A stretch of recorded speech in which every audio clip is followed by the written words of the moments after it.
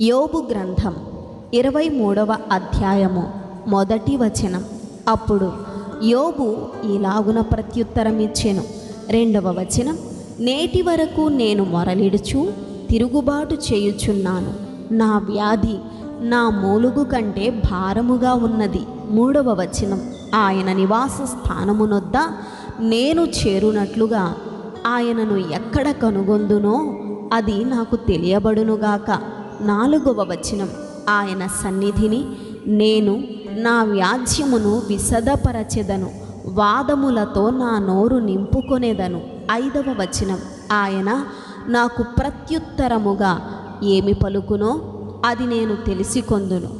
ఆయన నాతో పలుకు మాటలను గ్రహించుకొందును. 6వ వచనం. ఆయన తన అధిక బలము చేత నాతో వ్యాజ్యమాడునా? ఆయన అలాగు చేయక నా మనవి ఆలకించును. 7వ వచనం. అప్పుడు యథార్థవంతుడు ఆయనతో వ్యాజ్యమాడవచ్చును.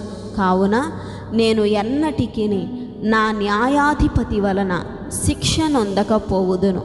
8వ వచనం. నేను తూర్పు దిశకు వెళ్ళినను ఆయన అచ్చట లేడు, పడమటి దిశకు వెళ్ళినను ఆయన కనబడుట లేదు. 9వ వచనం. ఆయన పనులు జరిగించి ఉత్తర దిశకు పోయినను ఆయన నాకు కానవచ్చుట లేదు. దక్షిణ దిశకు ఆయన ముఖము త్రిప్పుకొని ఉన్నాడు, నేను ఆయనను కనుగొనలేను. 10వ వచనం. నేను నడచు మార్గము ఆయనకు తెలియను. ఆయన నన్ను శోధించిన తరువాత నేను సువర్ణము వలె కనబడుదును. 11వ వచనం.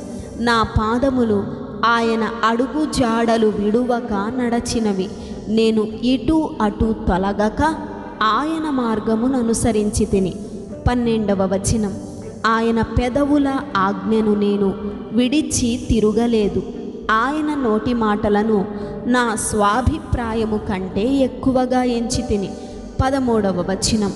అయితే ఆయన ఏక మనస్సు గలవాడు, ఆయనను మార్చగలవాడెవడు? ఆయన తనకిష్టమైనది ఏదో అదే చేయును. 14వ వచనం.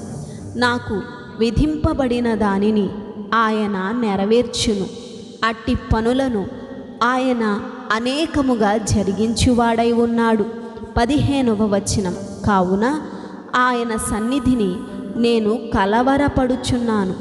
నేను ఆలోచించున్నప్పుడెల్లా ఆయనకు భయపడుచున్నాను. 16వ వచనం.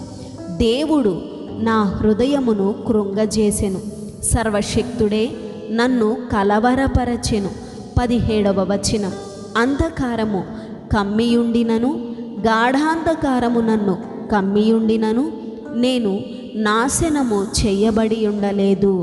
ఆమేన్.